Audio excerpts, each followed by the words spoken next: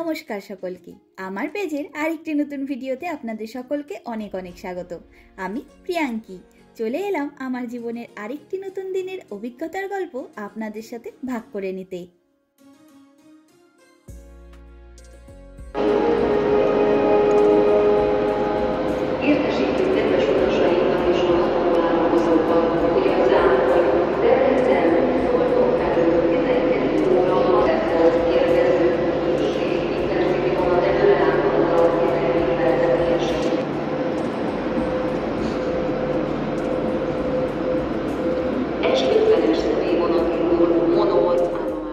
সবার আগেই বলি, হাঙ্গেরির ট্রেন স্টেশনের দৃশ্য সহ অ্যানাউন্সমেন্টটুকু নিজের ব্লগটিতে বন্দি করে রাখবার উদ্দেশ্যেই এই ভিডিও ক্লিপটির অরিজিনাল সাউন্ডটা রেখে দিলাম আজ।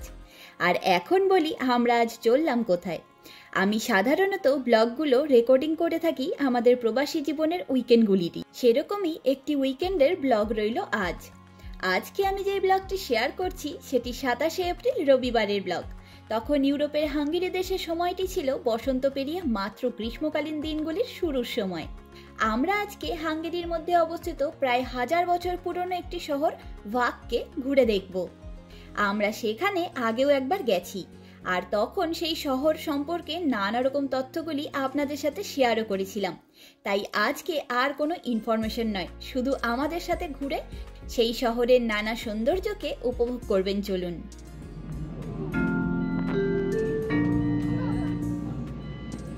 Dunakeszi gyártelep.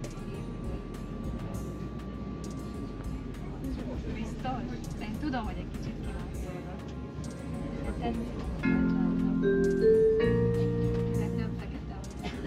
Vác végállomás. Köszönjük, hogy a vasutat választották. Viszontlátásra!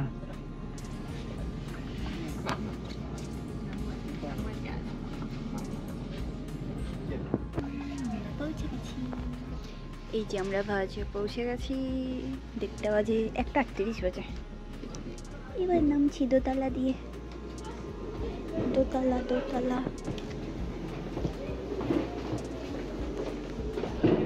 একটা সিঁড়ি, দুটো সিঁড়ি, নেমে গেছি। আমরা এই ট্রেনটা করে আসলাম ম্যাভের ট্রেন স্টেশনের বাইরে বেরোতেই দেখা পেলাম এত সুন্দর একটি ফ্লাওয়ার ডেকোরেশনের। এখানে টিউলিপ ফুল এবং নানা রকম পাতাবাহারের গাছ দিয়ে ডেকোরেশন করা হয়েছে।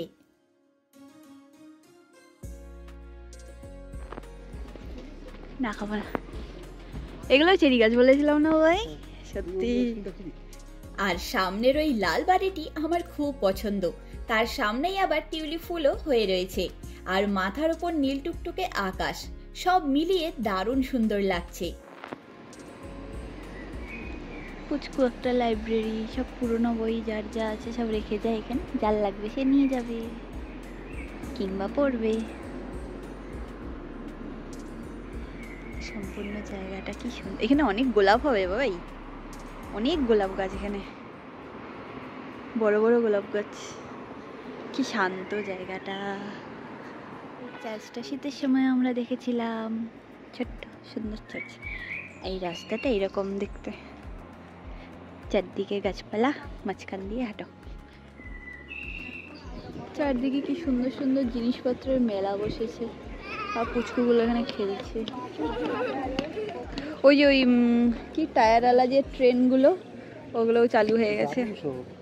ওয়াও বাবাই দেখ কুরুশের জিনিসগুলো কি কালারফুল আর কি সুন্দর।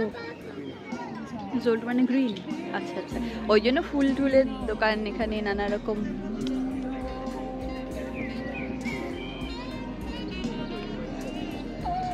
ফুল গাছ, একটা ফুল গাছের দোকান এসছে।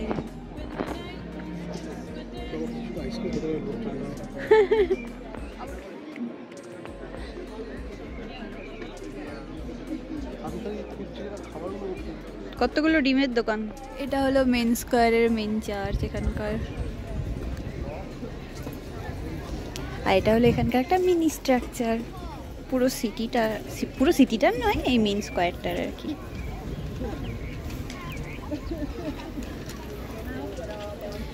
নানা রকম দোকান এসছে খাবার দাবারের জিনিসের, বেশিরভাগই হাতে বানানো জিনিসপত্রের দোকান থাকে এখানে, তো জিনিসগুলো দেখতে খুব ভালো লাগে।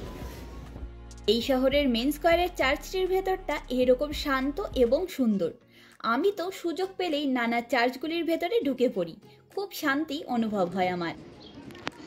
বলেছে যে সৌভিককে এত সুন্দর মেজাজে দেখে খুব ভালো লাগলো না।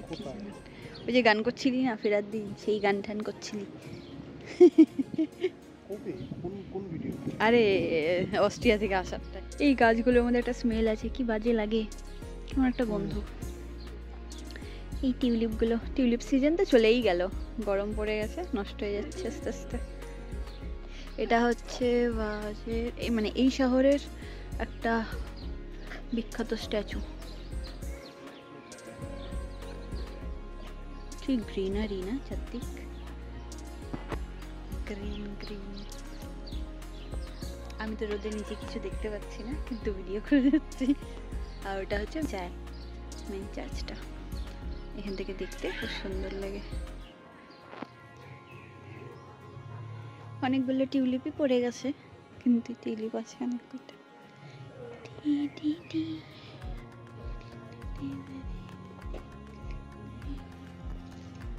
আর এখানে রয়েছে একটা কলতকো স্ট্যাচু, যদিও এটা কলতকো স্ট্যাচু কিনা আমি কনফার্ম না, মিনি স্ট্যাচু আছে আর কি। কিউট দেখতে, এরকম একটা স্ট্যান্ডের উপরে। আজকে ওয়েদারটা এত সুন্দর, ভীষণ ভালো লাগছে দেখতে। ও আচ্ছা, এখানে এই ফটোগুলো দেখি, ফটো না পেন্টিং, পেন্টিংয়েরই প্রিন্ট আউট কিছু একটা এখানকার, যারা নিজের রয়্যাল কোনো পেন্টিং হবে। জানি না কতটা কি বোঝা যাচ্ছে, কার দিকে রোদের উল্টো দিকে এরকম রয়েছে।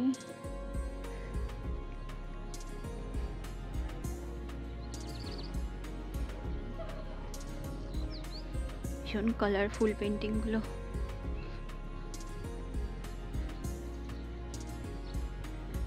এখানকার এই পেন্টিংগুলো দেখলে এখানকার জামা কাপড় ডিজাইন, জুয়েলারি ডিজাইন সব এসব বোঝা যায়।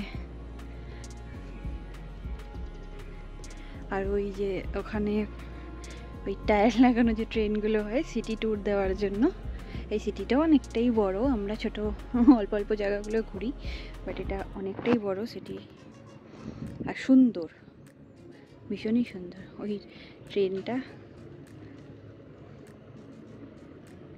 রওনা হলো টুরিস্টদের নিয়ে ঘুরতে যাওয়ার জন্য। কি কিউট। এদিকে আসবে কিনা কে জানে, আমি তো ভিডিও করছি এদিক দিয়ে।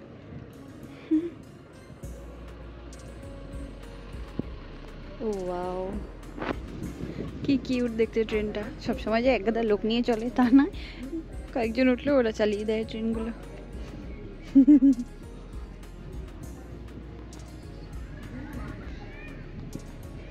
ঝকঝকে চকচকে শহর, আর প্রতিটা বাড়ি পাশাপাশি, কোনো বাড়ি এক কালারের মানে সেম কালারের হয় না, এর জন্য আরো বেশি সুন্দর লাগে দেখতে। মেন স্কোয়ারের সোজাসুজি বল একদম উপর দিয়ে। উমা কত প্লেন যাচ্ছে উপর দিয়ে।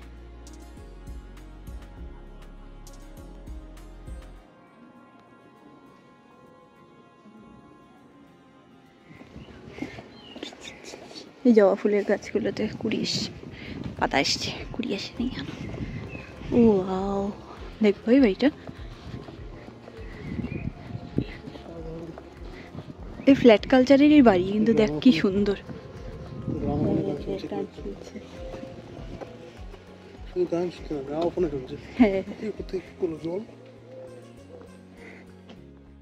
আর সামনের এই গেটটি হলো এই শহরের ট্রায়াম্ফল আর্চ, যা এই শহরের একটি উল্লেখযোগ্য ল্যান্ডমার্ক। এটি 1764 সালে সম্রাজ্ঞী মারিয়া থেরেসার আগমনের জন্য নির্মিত হয়েছিল। এই আর্চটিতে রোকোকো উপাদান ব্যবহার করে বারোক শৈলীতে নকশা করা হয়েছে, যা সম্পূর্ণ হাঙ্গেরি দেশের মধ্যে অনন্য, কারণ এটি একমাত্র বিজয়ী আর্চ যার মধ্যে বিভিন্ন ভাস্কর্য এবং রিলিফ দিয়ে সজ্জিত। এখানে ধ্রুপদী দৃশ্য এবং মূর্তি চিত্রিত করা রয়েছে। আর তাই এই আর্চটির সামনেই রয়েছে মিহালি কলতকোর তৈরি মারিয়া থেরেসার মিনি স্ট্যাচুটি। আমি পরে একদিন আপনাদেরকে হাঙ্গেরির এই মিনি স্ট্যাচুগুলির সম্পর্কে সবটা বিস্তারিতভাবে শেয়ার করব। আর আসার পথে যেই গ্রামোফোনের আওয়াজটা শুনলাম, ফেরার পথে আবারও চলুন সেই মিষ্টি অনুভূতিটিকে উপভোগ করে ফেলি।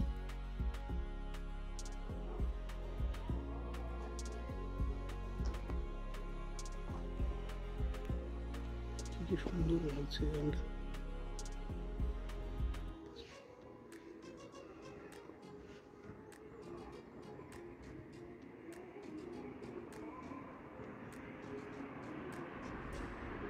নদী রাস্তা, ইস নদীটা চকচক করছে। গাছগুলোকে কি সুন্দর করে কাটিং করে রেখেছে, একটা চৌকো, একটা গোল, সব ফ্ল্যাট কালচারের বাড়ি। রিভার সাইড, এটা আমাদের এখানকার রিভার, মানে এইখানকার রিভার সাইড রোড।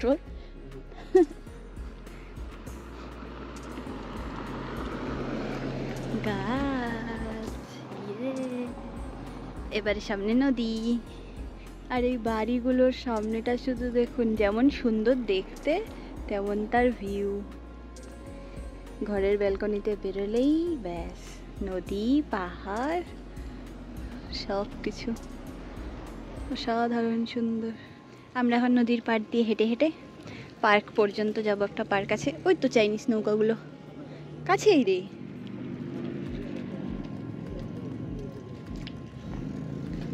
পুরো গাছগুলো ভর্তি ফুল হয়ে আছে। এই যারা ব্যারিকেডটাই মানে ফুল গাছ দিয়ে পুরো ভরে দিয়েছে, কি সুন্দর লাগছে। এই শহরটা কিছু তো সুন্দর। কি ছায়া। এখানে খাবি? এখানে তো অনেক বড় জায়গা। ওকে, খেয়ে নি। জায়গাটা খুব সুন্দর, পরিষ্কার পরিচ্ছন্ন। এখানে বসে নদী দেখতে দেখতে আমরা খাবো। তবে জানেন তো, আমাদের আজকে ঘুরতে আসাটা হুট করেই প্ল্যান হয়ে গেছে, তাই আলাদা করে খাবার দাবার কিনতে সুপারমার্কেটে যাওয়ার সুযোগ পাইনি, নইলে এখানে ঢুকতে ঢুকতে আরও বেশি দেরি হয়ে যেত। ফেরার পথে একবার কিট্টুদের সাথে দেখা করার কথা রয়েছে, তাই তাড়াতাড়ি বুদাপেস্টেও ফিরতে হবে। আর এখানে তো খাওয়া দাওয়া বলতে হয় স্যান্ডউইচ, নয়তো হটডগ, নয়তো ল্যাঙ্গোস, আর এসবের কোনোটাই আজকে আমাদের খেতে ইচ্ছে করছিল না, তাই ঘরে যা সবজি আর ফল ছিল সেগুলি নিয়ে চলে এসেছি। ফেরার পথে খিদে পেলে হালকা ফুলকা কিছু একটা খেয়ে নেওয়া যাবে। আপাতত এগুলি দিয়ে নিজেদের পুচকে পিকনিকটা সেরে ফেলি। আর এই শহর আমাদের ভীষণ সুন্দর লেগেছিল সেই বেজায় শীতের ধূসর দিনগুলিতেও, তাই ভাবলাম বসন্ত কিংবা গ্রীষ্মকালে এই শহরে আগত নানা রঙগুলির জন্য আরও কতই না সুন্দর লাগছে চারিদিকটা। বিশেষ করে সেটা দেখতেই আজ আবার এখানে আসা। আর এই শহরের নদীর পাশে অবস্থিত প্রত্যেকটি ভিলা বাড়িগুলি অসম্ভব সুন্দর দেখতে। দানিয়ম নদীর পাড়ে অবস্থিত সরু রাস্তার পাশে এই বসার জায়গাটিতে বেশ কিছুক্ষণ বসে এই সবুজে ভরা জায়গাটিকে উপভোগ করলাম। কি যে স্নিগ্ধ, কি যে শান্তি, সে বলে বোঝানো যাবে না।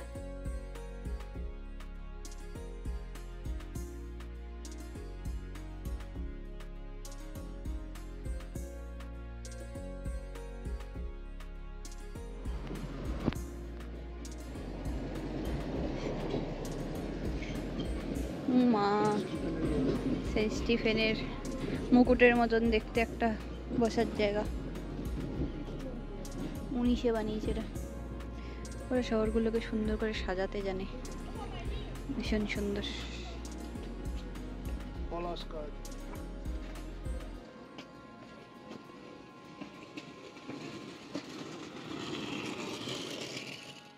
আর এদিকটায় আবারও টিউলিপ ফুলের দেখা পেয়ে গেলাম।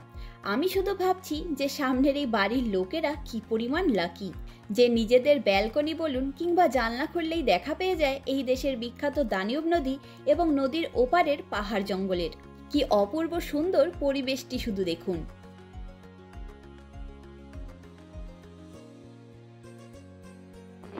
নাকি এই ফুলগুলো যেমন সুন্দর দেখতে তেমন ভর্তি জায়গাটায়। এই জায়গাটা রোদও পড়েছে, কি সুন্দর লাগছে।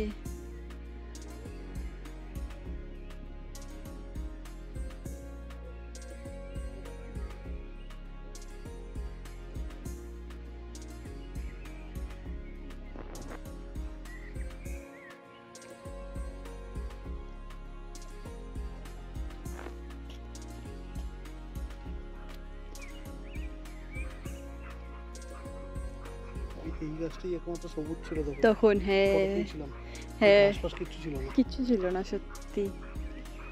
ওই গাছটা দেখ কি সুন্দর, কি ফুল, ওটা ফুলই হয়েছে নিশ্চয়ই, না পাতা হয়নি কিন্তু ফুলে গেছে। দিদুনটা কি কিউট দেখতে।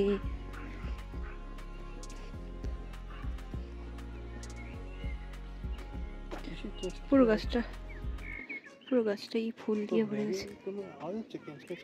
আমার ব্যাগে কি জানি, কি সুন্দর না? যেমন এই ফুলটা সুন্দর তেমন এই রাস্তাটা। এইসব রাস্তা দিয়ে মানে সারাদিন হাঁটি, তবুও কোনো ধকল যাবে না। গাছ দিয়ে ঢাকা বড় বড়, আর চারপাশে তো সুন্দর সুন্দর বাড়ি। সামনে দিদুন আসছে একটা ফুল, অ্যাপ্রিকট ফুল। ওই দে গাড়ি ওপেন কার না এটা।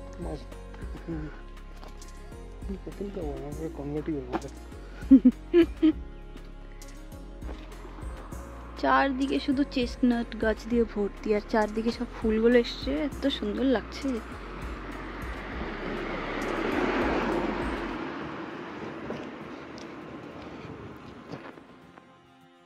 আর আমরা এখন এলাম এই শহরের বিখ্যাত ল্যান্ডমার্ক ভাগ ক্যাথিড্রালের সামনে। এই ক্যাথিড্রালটি অনেক বিশাল আকারের। চলুন ভেতরটা থেকে ঘুরে আসি। এটি হাঙ্গেরির তৃতীয় বৃহত্তম ক্যাথিড্রাল। তবে জানেন তো, আমরা হাঙ্গেরির প্রথম এবং দ্বিতীয় বৃহত্তম ক্যাথিড্রালগুলিও ঘুরে দেখেছি। সেগুলির ব্লগও আপনাদের সাথে পরে সময় সুযোগ বুঝে শেয়ার করব।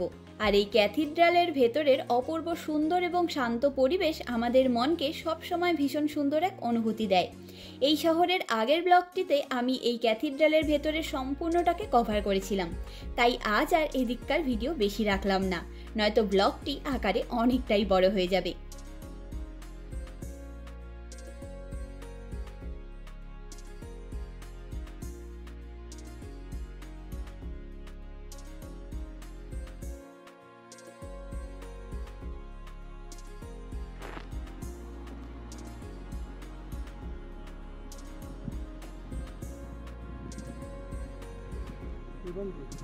হ্যাঁ, আর ফেরার পথে এই চার্চটি আমরা ঘুরে দেখেছিলাম, কারণ শীতের সময় এখানে রেনোভেশনের কাজ চলছিল, তখন ভেতরটা দেখে উঠতে পারিনি। তবে আজকে এই চার্চের ভেতরের দৃশ্যটা দেখবার সুযোগ পেলাম।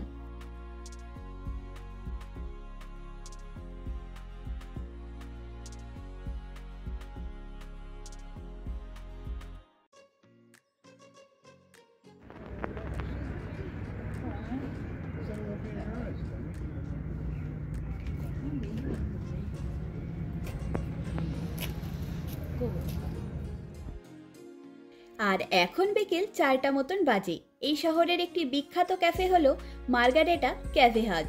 হাঙ্গেরি ভাষায় ক্যাফে মানে কফি আর হাজ মানে হাউস।